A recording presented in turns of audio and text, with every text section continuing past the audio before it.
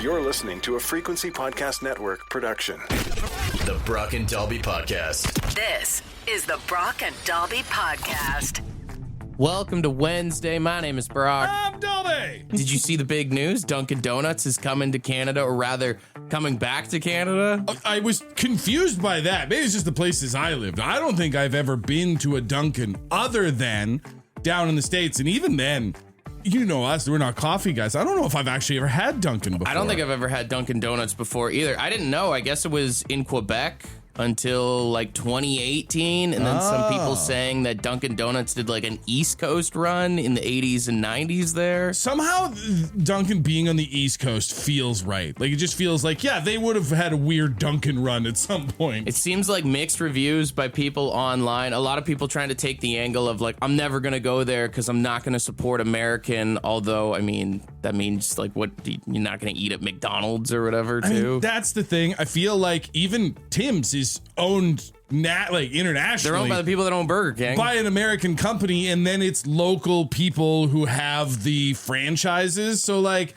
I don't know. I'm not here to tell anybody how to spend their money. I'm just saying, if you go into a Dunkin' Donuts, it's not like you are directly funding America. I do think there is one perk to Dunkin' Donuts opening. I mean, everybody's complaining about Timmy's. A lot of people feel like it's gone downhill, right? Yeah, hard to find people who go online and be like, I said the best Tim Hortons ever. I think if Dunkin' Donuts comes to town and people start hitting it up, this is going to make Timmy's kind of, 180 it. Oh. Turn things around, maybe. We get a little coffee wars going here. Yeah, man. Well, listen, competition helps everybody. Like, that's the thing, is a Dunkin' Donuts coming into town will hurt the bottom line of the local Tim Hortons. But Tim Hortons is Tim Hortons. It's not like they're going to get run out of town. They're not going to get shut down. I think Tim Hortons has got to realize when Dunkin' comes to town, they got to just go back to the basics, man. Yeah. Enough of this pizza, enough of all these sandwiches crap, just like donuts, coffee, bring back the chili bowl, you know what I mean? Go back to basics. Go back to the things that made it a Canadian touchstone, like a Canadian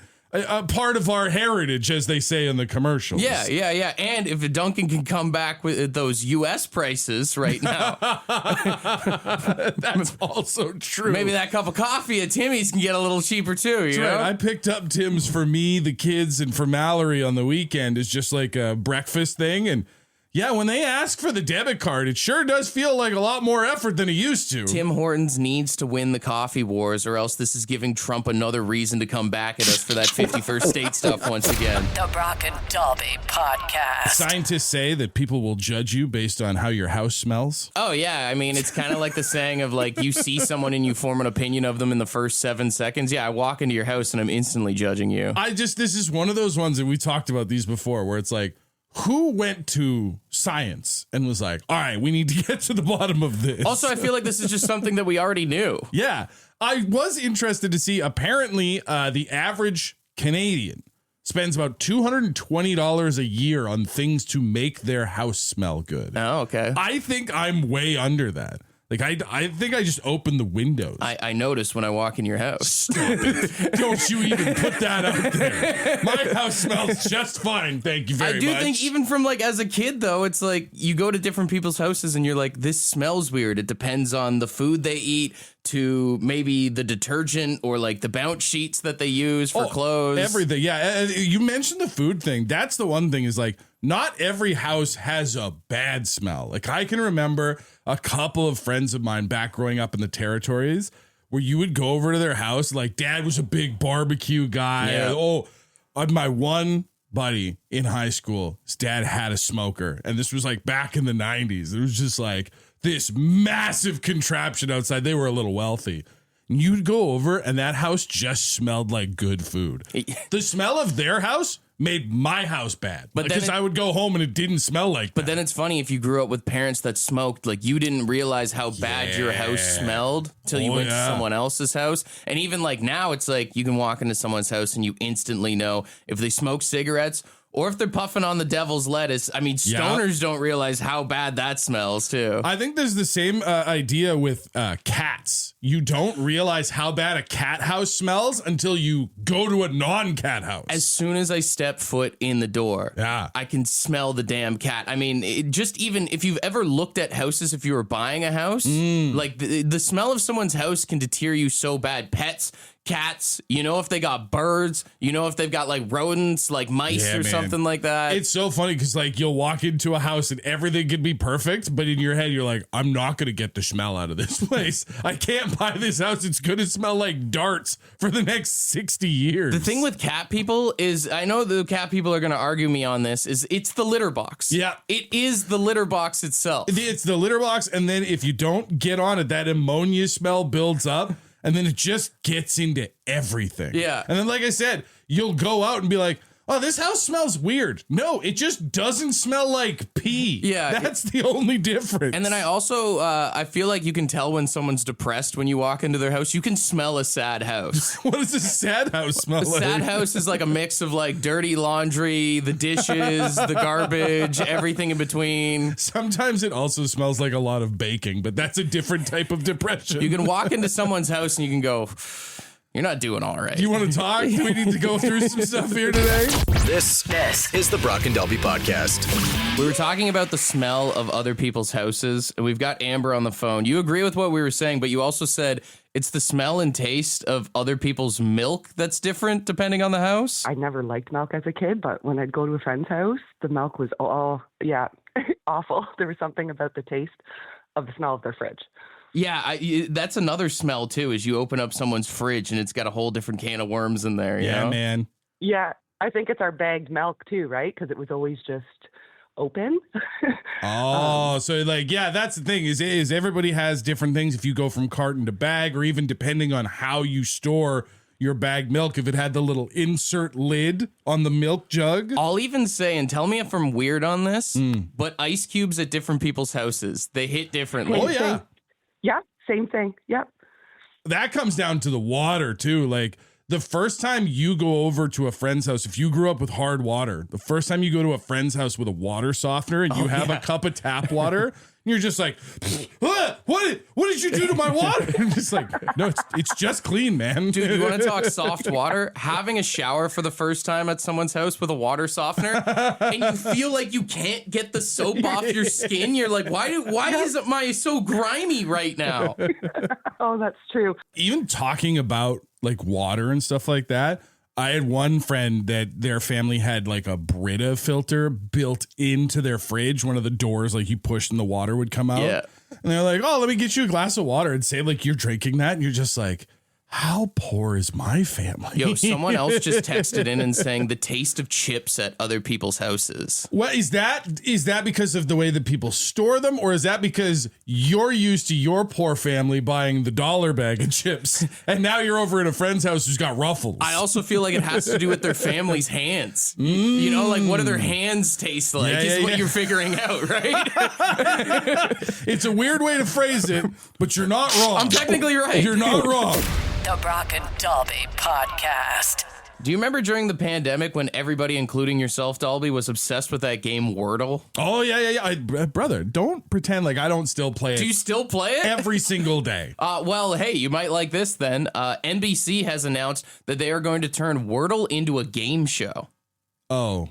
No, I don't think I like that. Not unless I can be on it. Basically, they're just going to have contestants up there, and exactly like the game, they're going to just try and guess the word. I think that's my problem with it, is like the reason that I have played Wordle for like 3 consecutive years now is because it takes like 5 minutes of your day. It's a quick little brain puzzle. You get the dopamine of getting it right or the frustration of getting it wrong, but there's not a lot involved in it. I can pick it up, put it down. The idea of watching some schmuck stand on stage and go, can we move the H to the third box? Like, I don't know what's the appeal? I guess the only thing is like maybe it's the appeal of like Jeopardy, where you can feel smart sitting at home and be like, you idiot, Right. I knew this all along. Yeah. Although even then, like, it feels less like Jeopardy and more like Wheel of Fortune. Like, we're all just guessing letters at this True. point. You're going to need a Vanna White to turn over those letters. I think they need to make it more high stakes, where they Okay. can be like, Dalby, you can now walk away with $50,000. Sure. Or risk it all, whether there's a second R in this word or something that, you know? Yeah. Give it some significant stakes. Yeah. Or if you get a letter wrong, you get slimed like uh-oh style.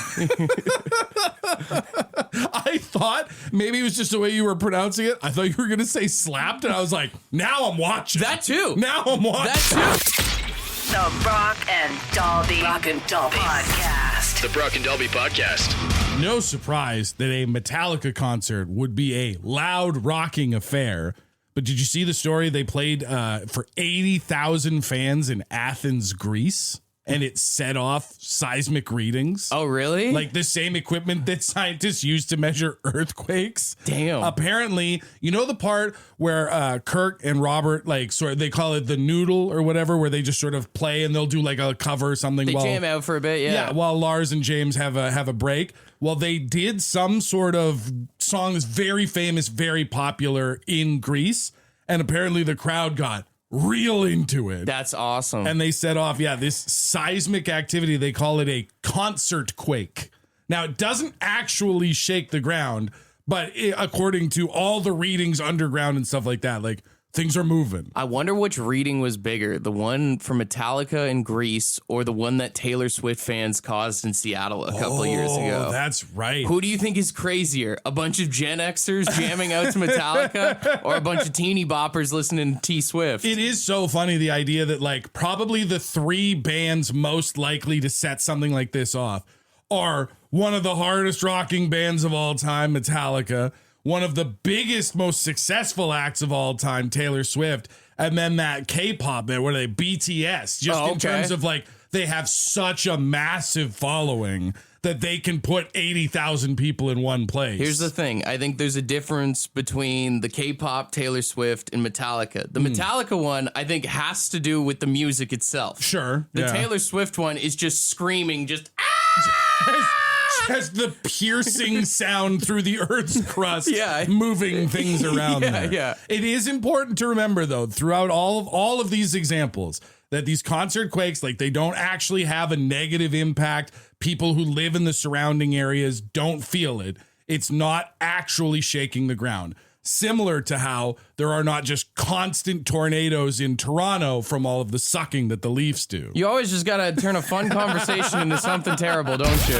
This is the Brock and Dalby Podcast. All right, Jesse, what's something that always feels, tastes, or smells different depending on what household you go to? 100% of the time, sandwiches always taste better somewhere else. Yes, I will agree. As someone who hung out with a lot of Italian kids growing up, I don't know what their moms did, but, like, when a household ends in a vowel, their sandwiches always taste better. That is true, and my last name has a few vowels in it as well, so it even works both ways.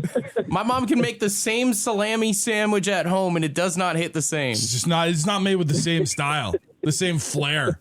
Especially around February, March, when the dried sausage season comes to term. That it hits a little different then too. And hey, I mean, I'll even say this: I can walk into a house and, like, I don't even need to see you when I know you're Italian. It just has a certain smell. Just has a certain smell. Like, that's the thing, is, like, when you go into somebody else's house, like, they obviously are going to do things different from how you do things at home. Like, I'll even say, if you go as a kid over to someone's house for, like, a sleepover or something like that, and they got the good, like, fabric softener, smells real nice. Yeah. And then you got to go back to your, like, prison cot back home. You're like, Mom, I can't sleep like this. Yeah, but then sometimes you'd sleep over at someone else's house and don't realize how good you got it, and you're, like, laying in their bed and you're, like, all itchy and stuff. True. Yeah. When you see your friend reach for the guest blanket and he's not looking, he's like, yeah, I'm sorry, man. Yeah. This is for you. When you're a kid and you start noticing stuff like the baseboards in this house are dirty. Yeah. We got Jason on the phone. We're talking a lot about houses. You were saying you can, like, have different things with different hotels? Yeah, I've been on the road for about 20 years for work, so I can confirm that is true. You always know when you're staying at a cheap motel, you know? Yeah. Yeah, in like the late 80s, 90s, everything smelled like mothballs. And then, or the chemicals they used to kill bed bugs. But, as the 90s went on, it got better. I was going to say, the smell of hotel rooms has gotten a lot better since they took out the little thing where you could put in a quarter and it made the bed shake. Yeah, like I guess there's pros and cons. You know, back in the day, you could tell if there's been a murder. They cover it up now pretty good. With, the cleaning materials have gotten better. The Febrezes and the different scents they can put in the room. But you know what hotels have been on the first 48. You know? Yeah. You got it, man. You got it. Or a Dateline. Yeah, for sure. You nailed it, lad. The Brock and Dalby Podcast. It's time for Brock and Dalby's Draft. So earlier we were talking about how the game Wordle is becoming a game show. And someone texted in saying we should do a draft of the greatest game shows of all time. Tough draft, because there's a lot of great game shows out there to put on the list. You got the number one pick. What are you claiming is the greatest game show of all time? I think I just have to go with the one that I feel like everybody knows. It's the one that's most ingrained in the culture. It's the one that people watch the absolute most. It's Jeopardy. Jeopardy? I feel like I wasn't smart enough to enjoy Jeopardy. No, but that's the thing, man. You only needed one. Jeopardy's a lot like golf. You needed one question that you could get right while you were watching from home, and you felt like a genius. That's a good point. Yeah, man. That's a good point. With my number one pick for greatest game show of all time, I'm going to have to go with a staple of staying home from school sick. Gotta go with The Price is Right. Price is Right is a banger. And one of those rare shows that lost an iconic host in Bob Barker, switched to Drew Carey, still hits. Yeah. Still hits. Didn't miss a step. The little games, the Plinko, the Yodeler as well in there as well. Plus, you get to watch people be absolutely petty when it's like they realize, hey, that guy probably guessed the right price. Yeah, but I'm going last, so I'm going to go $1 or $1 below. What you guessed? You know what? Going around two, I'm going to take what I think is the maybe most popular game show that ever happened in its time. And it has shrunk since then. But at the time, no one was not watching Who Wants to Be a Millionaire. Who Wants to Be a Millionaire was huge when it first came out. It was prime time appointment viewing. You had to be watching because everyone was going to be talking about it the next day at work or at school. It didn't matter. Then they started doing multiple nights, multiple shows. Now it's in syndication. It's not quite the same. But we still do use phrases like phone a friend all the time. With my second pick for greatest game show, I'm going to go with Family Feud, man. Family Feud's fun. Just, solely on the fact that Steve Harvey's hosting it. I mean, the facial reactions in the roasting that he does on the families just makes the show so much better. There were some great hosts to that show if you go back into the history of it. Sure. I won't list them all off, but like Steve Harvey has taken it to another level. Like that show is now built for virality. Yeah, and it's one of those things where, you watch the show and if you're not smart enough to have fun with Jeopardy, you can at least sit there with the word association and be like, how could you not think of that? And then you get to watch families get mad at each other, or you get to watch a husband say something absolutely stupid, whatever. Yeah. Just fully falling apart on live television. Yeah. My third pick, I will admit right off the bat, I might be throwing the draft because there's probably a lot of people listening that have never even heard of it. But I have to pick with my heart. My favorite game show of all time, Game Changer. I have never heard of that. And that's not surprising. So it's from the College Humor people. Okay, I know what that is. Specifically only available on their streaming service Dropout TV. Okay. There are episodes on YouTube. If you watch them, you'll get hooked because it is fascinating. It's like a psychological experiment. Every episode, the rules of the game are different and the contestants don't know them.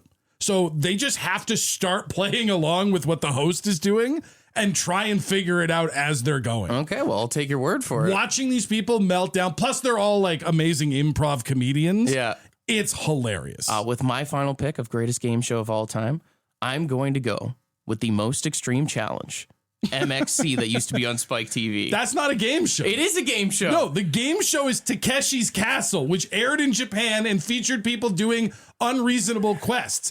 MXC is just silly voices. It's the game show. It's the American version of it. It's the Mystery Science Theater 3000 of game shows. It was Wipeout before Wipeout. You just said it. It was the game show in Japan, and we got the English version, and the commentary alone makes it one of the greatest shows of all time. You cannot deny that. It's not okay. We don't need to argue. Takeshi's Castle is the pick here. That's what you're saying. MXC. All right, run through your picks. I've got Jeopardy. I've got Who Wants to Be a Millionaire, and I've got The Amazing Game Changer. Greatest game show of all time. I got Price is Right in at number 1, Family Feud number 2, and MXC Most Extreme Challenge in at number 3. The Brock and Dalby Podcast. The Brock and Dalby Podcast. Very proud to announce that your boy is catching a W this morning. Which is crazy because you only picked 2 game shows, and then you picked a parody of a game show. Hey, a lot of people wanted me to ring the shame bell on you for saying MXC is not a game show. It's not a game show. Takeshi's Castle is a game show. You don't even know that. A lot of ones that people are saying that we missed. Neither of us took Wheel of Fortune, actually. I had it as an alternate. I didn't need it because, of course, you were not going to steal Game Changer from me. I respect Wheel of Fortune for having been on as long as it has, but for me, it was always nothing more than the lead into Jeopardy. Yeah. That's all it was for me. It was like, it was there and I watched it because I was waiting for Jeopardy.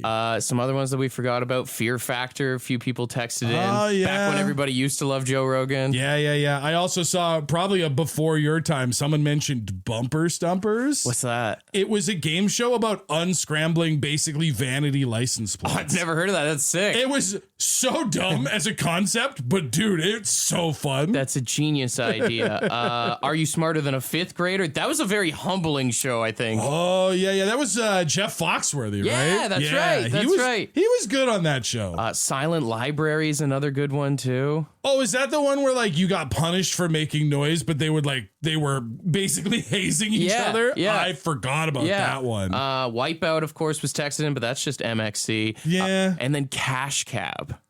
Dude, Cash Cab was one of those things that like every time I got in a cab, and I was like living in small town Northwest Territories, but I would get in a cab and be like, maybe today's the day. It was always my dream to be wasted in Toronto and get in that cab and see that guy and it light up. I wonder if that ever happened or if they would immediately kick you out. They were like, yeah, you might be a little saucy. Yeah. You know what my thing always was is when you lose that game, they just dropped you off right there on the spot. Yeah. What if you had somewhere to be? Like, no, like we're on our way to the hospital, man. I have an appointment. I need to get there. Do you think that ever happened where a pregnant lady got in? She's like, we got to go to the hospital now. Go, go, go. And he's like, can you name all the provinces and territories? I don't give a damn. Get me out of here.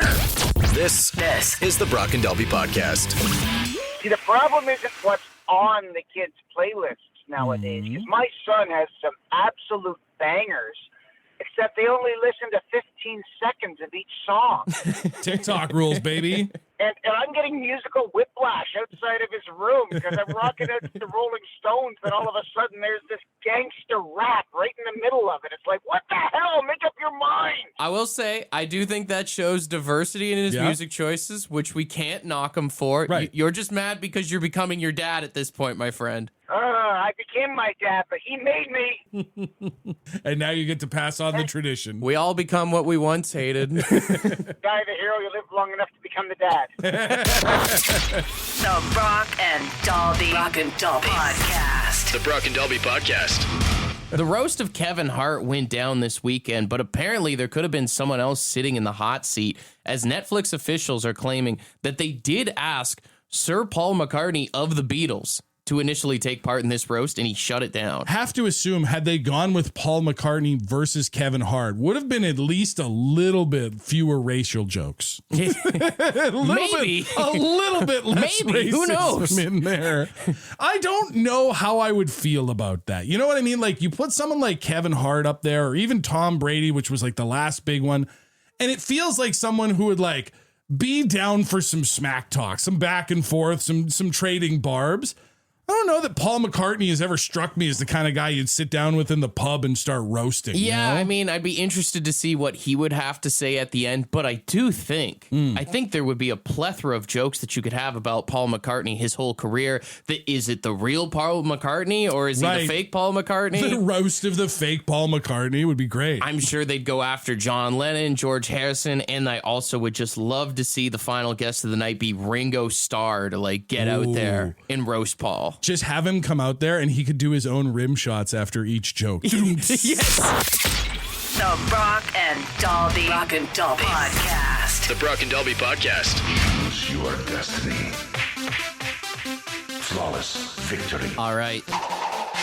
It is Mortal Kombat week here on the show. If nothing else, I love this contest just because we get to play this banger every morning, and I just sit over here like, I'm ready to fight. We've got $100 in Lotto 649 tickets to give away for tonight's jackpot. And there's so many different sounds from this game that we could use, and we decided to go with maybe one of the most annoying ones, the bicycle kick. Annoying unless you were playing as Liu Kang. Sure. Because hitting it on somebody was satisfying. My sister would always pull this one on me. And it's psychological warfare because you're getting your ass kicked. Yeah. And then you're also just hearing that over and over again. So if you're not one of our 3 bicycle kickers, that does make you a judge here this morning. And if you do want to compete and you're having trouble maybe trying to find it in your head, just think about the gob off that we do every year around Thanksgiving. Kind of similar. Feels like that'll put you on the right path. All right, let's start with bicycle kicker number 1 here. No name on this one. That sounds like someone trying to do a guitar impression. Yeah. All right. Clicked it twice first. We've got Tom here.